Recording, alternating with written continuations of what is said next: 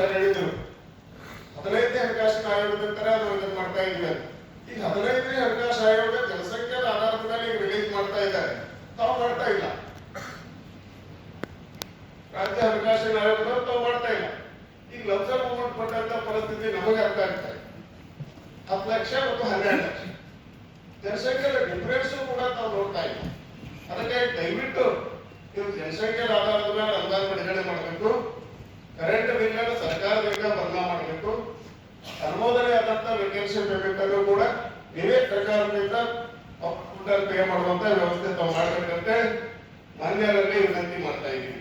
ಅದೇ ರೀತಿ ಇನ್ನೂ ಕೂಡ ಬಹಳಷ್ಟು ನಮಗೆ ತಾರತಮ್ಯಗಳಿದಾವೆ. ಕರೆಂಟ್ ಬಗ್ಗೆ ನಾವು ಕೂಡ ಸಾಕಷ್ಟು ಕೆಲವೊಂದು ಕಡೆ ಮುಂದುವರೆದ ಬೆಳೀತಾ ಇದೆ. ಗ್ರಾಮೀಣ ಮಟ್ಟದಲ್ಲಿ ಅಲ್ಲೆಲ್ಲ ಸ್ವಂತ ಬಂಡವಾಳದಿಂದ ಕರೆಂಟ್ಗಳು ಹಾಕೊಂತ ಹೋಗ್ತಾ ಇದ್ದೀವಿ. ಅವ್ರು ಎಸ್ಕಾಂದವ್ರು ಕೇಳಿದಾಗ ಅಲ್ಲಿ ಕರೆಂಟ್ ಹಾಕ್ಲಿಕ್ಕೆ ಇದನ್ನ ಹಾಕ್ಲಿಕ್ಕೆ ನಮ್ಗೆ ಬಜೆಟ್ ಇಲ್ಲ ಅಂತ ಹೇಳುವಂತ ಮಾತನ್ನು ಹೇಳ್ತಾ ಇದ್ದಾರೆ.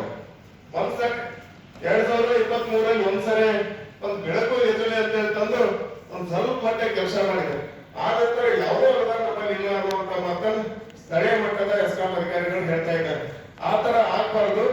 ನಮ್ ಬೇಡಿಕೆಗೆ ತಕ್ಕಂತೆ ಸ್ಟೂಡೆಂಟ್ಗಳಲ್ಲಿ ಕರೆಂಟ್ ಲೈನ್ ಅನ್ನು ಅಳವಡಿಸಿಕೊಡ್ಬೇಕು. ಅದೇ ರೀತಿ ಇವತ್ತಿನ ದಿವಸ ನಾವು ಹೇಳ್ಬೇಕಂದ್ರೆ ತೆರಿಗೆ ನಮ್ ಸಿಒ ಸರ್ ಪಾಪ ಅವರು ಸಿಒ ಸರ್ ಹೇಳಿದಾಗ ನಂದು ಕೂಡ ಇಂಟರ್ನ್ಯಾಷನಲ್ ಇದೆ ದಾಲ್ಮೆ ಅಶ್ವೇಟ್ ಅಂತ ಒಂದು ಕಾರ್ಖಾನೆ ಇದೆ. ಅವರು 2022-23 ಇವತ್ತಿನವರೆಗೂ ಟ್ಯಾಕ್ಸ್ ಕಟ್ತಾ ಇಲ್ಲ. ಅವ್ರು ಹೈಕೋರ್ಟ್ ಮೊರೆ ಹೋಗಿದ್ರು. ಹೈಕೋರ್ಟ್ ನಲ್ಲಿ ಕೂಡ ನಾವು ಫೈಟ್ ಮಾಡಿ ಅಲ್ಲಿಂದ ಕೇಸನ್ನು ವಿಡ್ರಾಲ್ ಮಾಡಿಸ್ಕೊಂಡಿದ್ದೀವಿ. ಇಲ್ಲಿ ಸಿಒ ಕೋರ್ಟ್ ನಲ್ಲಿ ಬರಬೇಕು ಅಂತ ಹೇಳಿ ಇವತ್ತು ಕೂಡ ಸಿಒ ಕೋರ್ಟ್ ನಲ್ಲಿ ಅವರು 50% ಅಮೌಂಟ್ ಅನ್ನು ಕಟ್ಟಿ ಕೋರ್ಟಿಗೆ ಬರ್ತಾ ಇಲ್ಲ. 2022 ಒಂದು ವಾರದಲ್ಲಿ ಎರಡೆರಡು ಸರಿ ಸಿಒ ಸಾರಿ ಭೇಟಿ ಆಗುವಂತ ಪರಿಸ್ಥಿತಿ ನಿರ್ಮಾಣ ಆಗಿದೆ. ಆದ್ರೆ ಇವತ್ತು ಖುಷಿ ವಿಚಾರ ಅಂದ್ರೆ ಇವತ್ತು 3 ಗಂಟೆಗೆ ಕರೆದಿದ್ದಾರೆ. ಅವರಿಗೆ ನಮ್ಗೆ ಜೊತೆಗೆ ಕರೆದಿದ್ದಾರೆ, ಒಂದು ಮೀಟಿಂಗ್ ಕರೆದಿದ್ದಾರೆ. ಒಂದು ವಿದ್ಯಾರ್ಥಿ ಆಗ್ಬಹುದಂತ ಅವ್ರ ಮೇಲೆ ಭರವಸೆನೂ ಕೂಡ ಇದೆ. ಆ ತರನಾಗಿ ನಾವು ದಯಮಾಡಿ ನಮ್ಮ ಅಧ್ಯಕ್ಷರುಗಳಿಗೆ, ಯಾಕಂದ್ರೆ ಎರಡೆರಡು ಸರಿ ಹಣಕಾಸಿನ ಆಯೋಗದಲ್ಲಿ ನಮ್ಮೆಲ್ಲ ಗ್ರಾಮೀಣ ಜನರ ಪರವಾಗಿ ತುಂಬ ಹೃದಯದ ಅಭಿನಂದನೆ ಮತ್ತೊಂದು ಸರಿ ಸಲ್ಲಿಸ್ತಾ ಇದ್ದೀವಿ ಸರ್. ಯಾಕಂದ್ರೆ ಎಲ್ಲಾ ಚರ್ಚೆ ಮಾಡಿ ನೀವು ರಚನೆ ಮಾಡ್ತಾ ಇದ್ದೀರಿ ಅಂದ್ರೆ ಪಾರದರ್ಶಕವಾದಂತ ರಚನೆ ಆಗ್ತೈತೆ ಅನ್ನುವಂತ ವಿಶ್ವಾಸ ನಮ್ಗೆಲ್ಲ ಬಂದಿದೆ. ಅದಕ್ಕಾಗಿ ನಾವು ದಯಮಾಡಿ ಆಧಾರದ ಮೇಲೆ ಮತ್ತು ನೀವು ಬಿಡುಗಡೆ ಮಾಡುವಂತ ಅನುದಾನ ಬಜೆಟಿನ ಎಷ್ಟು ಪರ್ಸೆಂಟೇಜ್ ಸ್ಥಳೀಯ ಸಂಸ್ಥೆಗಳಿಗೆ ಕೊಡ್ತೀವಿ ಅನ್ನೋದು ಕೂಡ ನಮಗೊಂದು ಸ್ವಲ್ಪ ಗೊತ್ತಾಗಬೇಕಾಗಿದೆ.